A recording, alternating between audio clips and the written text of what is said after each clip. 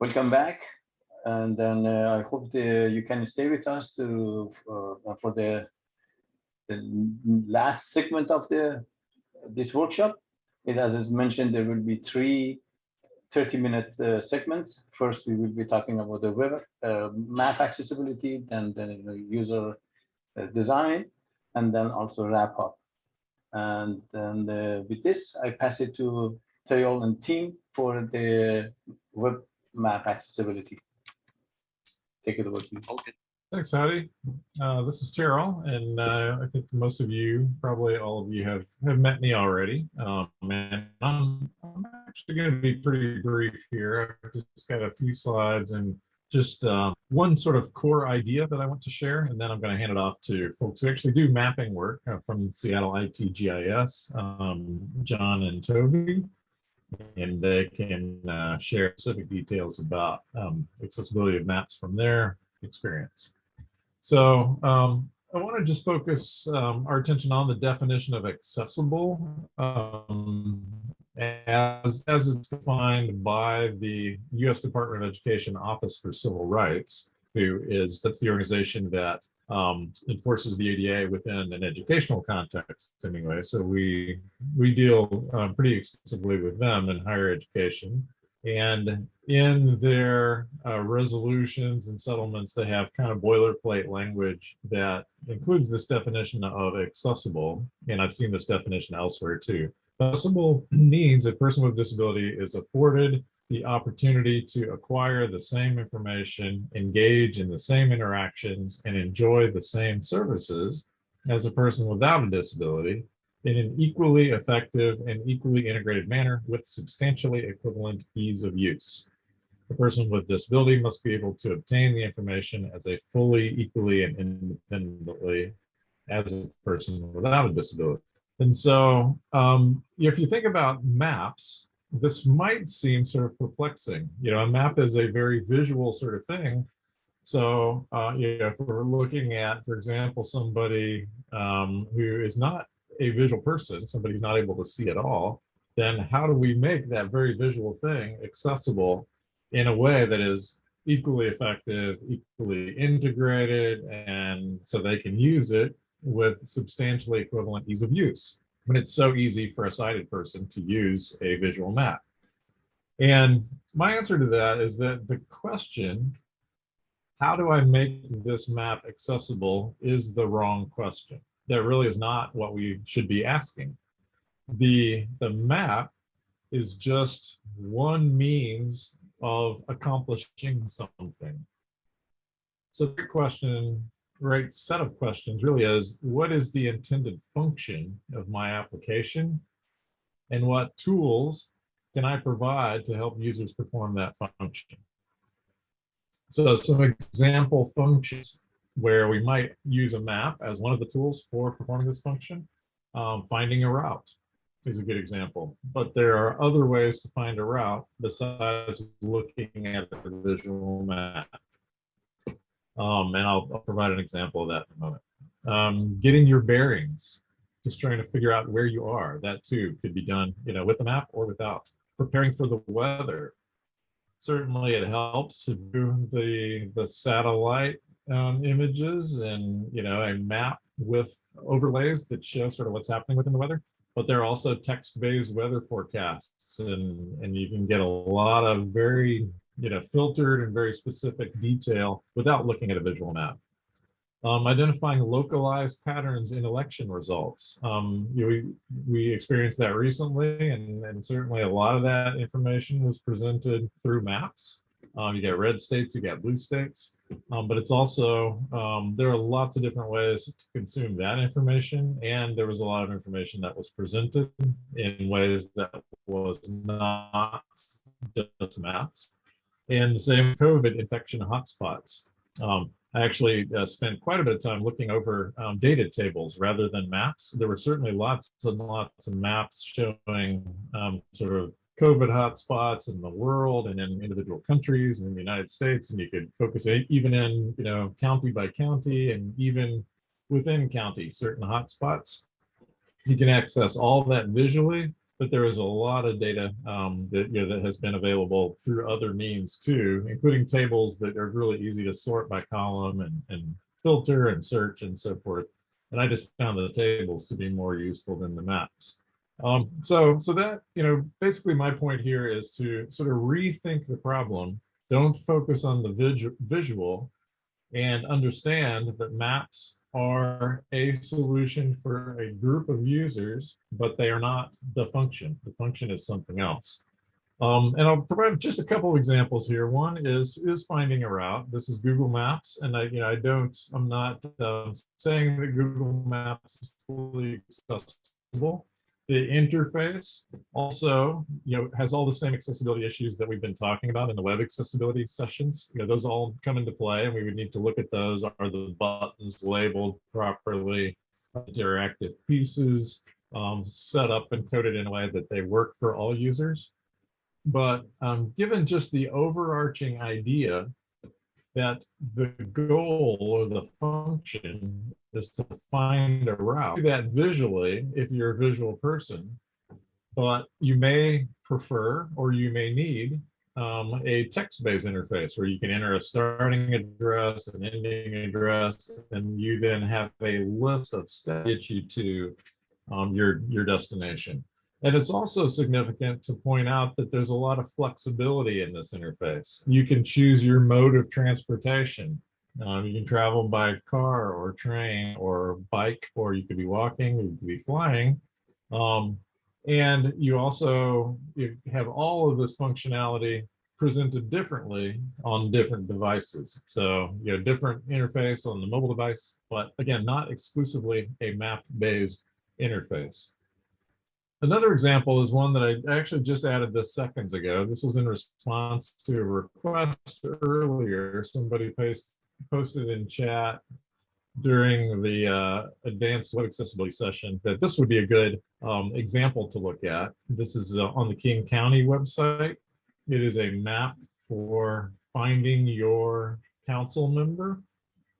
There is a map of King County, and you can click on that map. It's divided into different regions, and you can click on the map to bring up your council member's website. But that is only one way that you can do that. There also is a list of council members. Actually two lists, one on the left side, one on the right. I'm not sure if those are different. I think they actually are the same, although a little bit presented a little bit differently. But that's another way, just a list of council members where you can get to their websites, or you can search by home address. So you enter your address and submit that, and it'll tell you who your council member is, and you can then go to their page. So three different ways to access this information. There's also an interactive map link and a printable map link. So I haven't looked at those to see, what additional sort of approach they provide, but nevertheless, this is good in the sense that it provides a lot of ways to do things, and the map is one of those ways, but it's not the exclusive way. So with that preface, I'm going to hand it off to my colleagues here, and they can share some more specific examples from the city of Seattle. Thank you, Terrell. Good morning or good afternoon, everybody. My name is John Edwards. I work at the city of Seattle. I am the ArcGIS online administrator, and got my coworker Toby Simrock here, who's a development lead for the city. I'm not sure if that's your real title, but that's what I call you, Toby.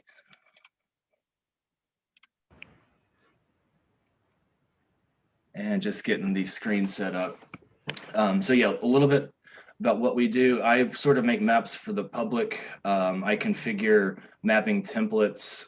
I don't do any custom coding, and then sort of any larger projects that need hands-on or develop code for web maps. That's where Toby's team comes in. So we've been working together a lot recently with the new text-based searches for our public websites.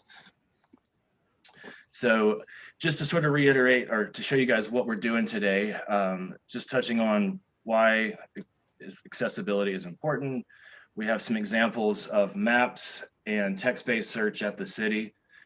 Some design choices you can implement when making a map to make it sort of accessible to more people.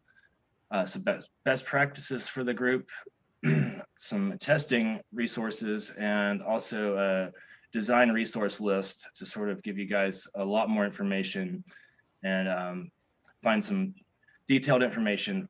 Some of the stuff that I grabbed for this presentation is in those resources. So probably have seen this a few times before, but just to reiterate why we're here and what this is all about. There are laws and governance around this that we should be doing this, creating accessible data, alternative ways to find resources. And the last bullet, I think we've touched on this yesterday, was sort of good accessibility is just a good user experience. So the better you can build a site for everybody, the better it is for everyone to actually use and interact with these sites. And so we're just going to jump right into it. And we have a few examples of what we've done at the city quite recently. Our first example is the water outage map. And this is a screenshot of the website. And you can see, if you scroll down the site, it has a map and a list-based option from the get-go, presenting them at the same level. They're not hidden, they're not in a menu anywhere. And I brought this one up specifically because we worked with the web team to sort of revamp our colors that we chose to make the contrast more higher contrast ratio so that it's easily viewable on the map and not faded out with the colors behind it. And this is an example of the list-based search for water outages. So it's not even using a map, kind of like Terrell mentioned. We're just here to present solutions. And sometimes that solution's in a map. Other times you can get the data and in a different format. So here's a list of sort of current outages. One canceled outage, but then it has the ability to search for outages near you with the Near Me button, or type in an address and it gets the outages that are within 2 miles of your location.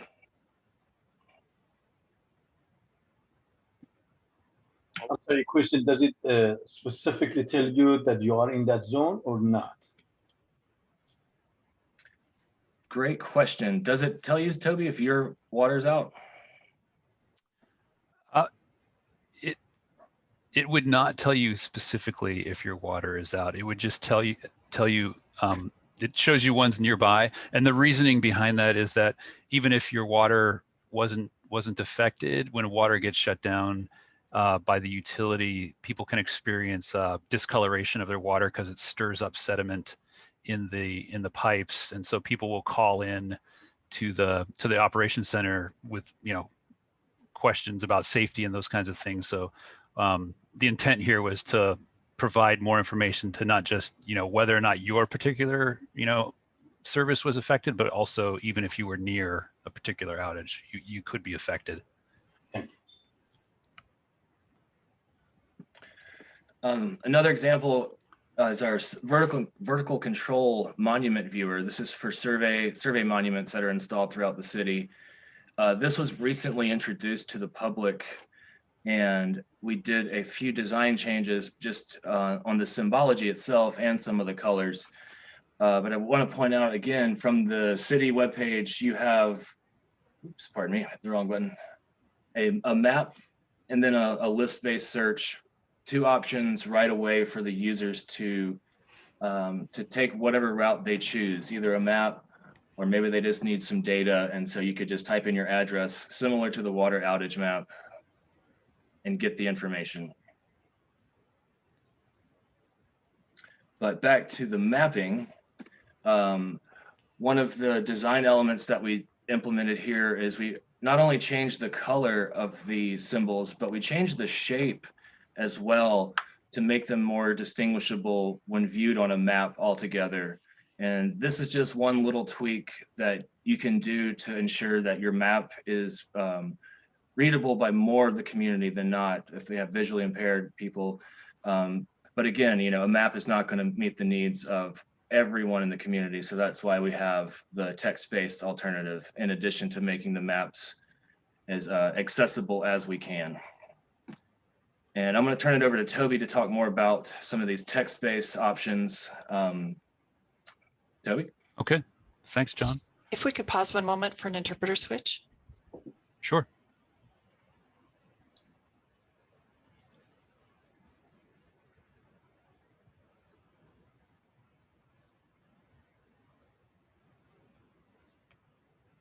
Okay. Are you ready? Perfect. Okay. So yeah, let's talk a little bit about the winter weather map. This one, as Tara was talking about, like what's the intended function of each of these maps, and a lot of them have similar functionality in the sense of, you know, what's near me or what's happening, you know, near an address or a location. This one is a little different in the sense that its intended use was to kind of give a dashboard type of view of what's happening in the city during a snow event. So it's providing information about where snowplows have been, where streets have been treated. It's also providing information about of temperature sensors. So the Department of Transportation has sensors embedded in bridges around the city. So it provides, you can get readings on temperatures and the historic, like last 24 hours, you can kind of see a view of those. And it also is providing information where streets have been closed. And so there's a lot of information to convey here. And in a map, you know, you're kind of left to, you know, users can go in and kind of do things as they wish. They can zoom around, they can, you know, search for areas, you know, they can click on things. There's a lot of different things they can do. So boiling it down to, you know, what's the central function of this map from like a data standpoint? We got more of a tabular view of the information. And you can see here, there's really no input. It's just providing a view of the amount of roads that have been serviced in the last hour, the last 3 hours, and more than 3 hours ago. And then you get a view of road temperatures at various intersections, right? So you can see road and air temperatures for all of those locations. And then at the bottom, if any road closures have been implemented, they would be listed here. And since we took this screenshot a couple weeks ago, there's no snow and there's no road closures, and you can see the temperatures are pretty warm right now. So, but that's the intent. And we think we kind of hit the mark with kind of providing that same information, but more in a tabular view here. So in the next one that we've got, taking a look at, this was born out of the kind of the COVID situation here in the city and supporting small businesses and providing an interface for people to see what kind of stores are open and available for shopping within neighborhoods throughout the city. So you can see there's in the map view, there's, you know, you can type in you get a drop down list of, I think, neighborhoods, and the ability also to kind of, you know, send in an address or a location and see what kind of shopping is in that general area. The text-based version has the same functionality. You can see you enter an address or a location, and a variation on that. There's also a drop-down list text of neighborhoods. So the user can do, you know, one of three things. So if you pick a neighborhood, you get a result set of stores within, I think the default is 2 miles, but you can also narrow it down to 1 mile and a half a mile. And so you get a list view of the businesses that are open for shopping, telephone number, website, and type of business that it is. Go on to the next one, John. Just a couple more examples. we don't have the map views, but I just want to give you an idea of like other text-based versions of maps that we do have. So another COVID type of thing for emergency food resources. This map was a Tableau map that a group within the city had developed, and they were sourcing out of open data. And so basically we are looking at the same data as the map, and we're just pointing to that same data, providing that search functionality of like what's near me, and then displaying that information, whether or not it's a food bank, whether or not it's a meal service, or to-go meals, those kinds of things, and also contact information. And then behind that, you can see that the public Wi-Fi sites as well. So same idea. They wanted to see like a map view as well. So if, you know, the idea here is that you don't have to be, you know, visually impaired or whatever to use this. It's functional to everyone, kind of what John was getting at earlier. So you can search through this mechanism and then see the results tabularly or via a map that pops up when you click on that button. And then finally, I want to talk a little bit about, we were talking about splash screens, and kind of this was the original application that we developed a text-based search for, and we were having trouble with I remember with the Esri splash screen within the application that we had, getting screen readers to recognize it.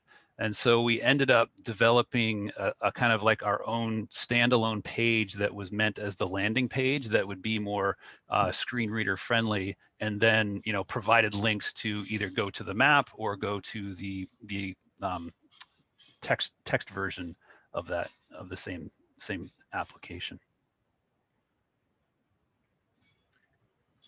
Thank you, Toby. That was a lot of his personal work helping us out on that stuff.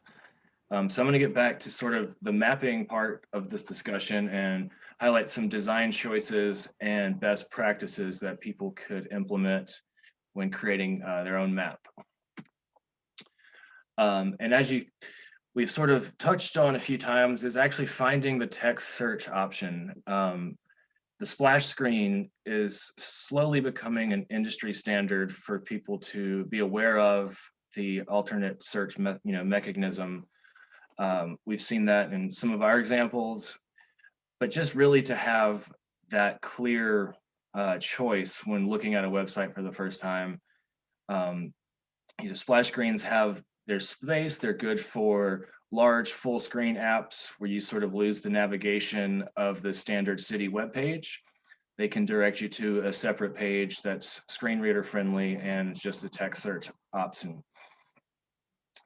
But having them visible and not separate is kind of the other design aspect. And while we're not in the web team designing the pages, our digital engagement team has done a good job of showing both options from the same level, if you will, not having to dig around and find another option. They're clearly marked when you look at the map. You can see a text search within an inch of that on the page. Some actual map choices for your symbols. And I took this from Esri. They're a software vendor, and I have credited them for this slide, and they have a lot of design resources available online for this. And so this could be its own presentation just on color design and color choices, but just throwing in one slide today. A few things that we did, and I mentioned this for the survey monument map, is sort of using different shapes and different colors on the map to make it more distinguishable. We all design stuff and, you know, take for granted it's what we do for a living. We make maps, but sort of breaking it down and taking the extra step to maybe change a color and maybe change a size so that it looks more distinguishable for the entire community and not what we're used to. So these are some methods that you could use when actually creating a map. And the other design choice would be talking about color contrast. It's a big factor in the WCAG, or the WCAG. I know that was tossed around a lot yesterday, but that is a threshold that ensures people will be able to read the text easily. And it comes down to basic science. So if you take the time just to look at the ratios, you can ensure that your text will be seen and read by everybody, and not this light color with a faded out background where it's hard to read. Another tool to use would be utilizing alternative text. This is referred to in the development world as alt text. It depending on the Esri product, I don't do a lot of coding, or I actually don't do any coding, but some of their products you can configure that actually has an alt image or an alt text to provide with your images. And these are some basic standards that we do implement at the city so that people can have a description of the image and not just rely on the image to describe itself. And this, again, I took from Esri, and on that last bullet for the maps, it's provide data in an alternative format. And that's kind of, again, the main reason we're here is to provide you guys with a service, not just with a map that we say is accessible and force people to use it, but just to have alternative ways to get to resources, different tools for everybody to use. A few words on testing. Sort of the do-it-yourself approach. There's an automated testing. You have browser plugins that will sort of analyze your code, the maps that you're making, recommend changing based on headers, the ARIA tags, things like that, stuff that I'm not equipped to even talk about. But there are some nice automated tools out there for people to use. Another method would just be keyboard test, to sort of use the keyboard within a map to try and navigate to the tools, see how it works for you using this, just to mimic what it would be like for someone who has to do this. There's a screen reader test. You can install a screen reader and see how your app functions within that environment to give you a better idea of how it will actually be used in the real world. And manual color test. A lot of color choices could be hard to see if people have color blindness or anything like that. So we want to be very aware of what colors we choose. So there's a lot of resources you can use to verify your colors will be distinguishable and discernible to a wider community. And I added this slide after attending yesterday's presentations. Testing involved members of the community. We do this at the city. It's usually for larger projects, mainly just because it's a timely process for people to actually get this done, but it can be done. It provides a lot greater level of detail in the feedback that we get.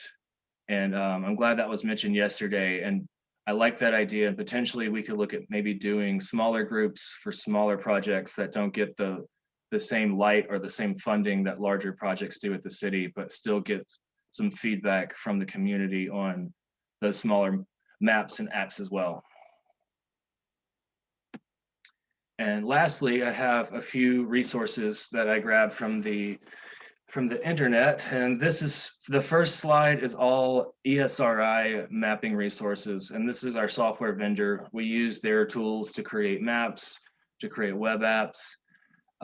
They are very aware of the accessibility issues, and all of the maps that we do provide to the public are on this list of accessible templates that have met some sort of threshold for Esri to deem accessible or screen reader friendly. So we use that items from that list just to ensure that we have the right tools for that. The other slide is based on color choices and design choices. I will highlight two of these here, the Color Wheel and the Color Brewer website. But other ones you can install to simulate color blindness, and another browser plugin to highlight accessibility issues within your apps you're developing. So the Adobe Color Wheel, they added a new feature, it's accessible tools. And so this analyzes your colors and tells you which colors to change, that they're in conflict, they won't be able to be distinct colors. So this is a pretty awesome tool. It gives you the colorblind simulator so that you can see what certain members of the community might see your map look like, make some changes. You can adjust the wheel so that the colors are not in conflict. And they also have a contrast checker as well. If you look, you can change that from colorblind safe to contrast checker, and it'll analyze the colors that you've chosen. And lastly, Color Brewer 2.0 actually has a colorblind safe color palette. So this really helps and assists people to pick colors that will be more accessible to a wider community. Wonderful, wonderful. Thank you. I would, the interpreter needs to go to a transition? Yes, we're good. Thank you. Thank you. Okay, you're welcome. So let me highlight a few points here. Thank you very much for thinking about accessibility when you're doing your all these maps. This is great, but if you participated in the earlier session, we said that some of these automated accessibility tools, they can at the most, catch maybe up to 30% of technical issues. So I think in the next session, my colleagues, they will tell you when and then how you should incorporate accessibility in your design. And this accessibility is something that you have to incorporate. I don't want to repeat what they want to say that, but here is you have to incorporate from design through QA. It is not something that you can do that just at the quality assurance or just before you publish your site. So it is really important that you have real user and then to consult with the accessibility experts at your design level and to make sure the accessibility that you intended it goes through the implementation and you use when you are done with the project. Recently, we have worked with the UW Medicine on a COVID-19 statistic, and it took us many months until we came up with an alternative way of delivering somewhat accessible data, because they started with Tableau, and which is it is a great tool, but it doesn't have accessibility incorporated in it. So once again, thank you very much. Since we run at the top, we are at the top of the this session time for our session. Probably we don't have, but I would like to apologize. I think we have some flexibility for the last segment of our session. Let me ask if Terrell and John and Toby, do you see questions that you think you would like to address before we switch to the next presentation? There was some discussion in the chat, mostly about contrast checkers, but I think the answers were provided in chat as well. So I think we're probably good there. We can move on to the next topic.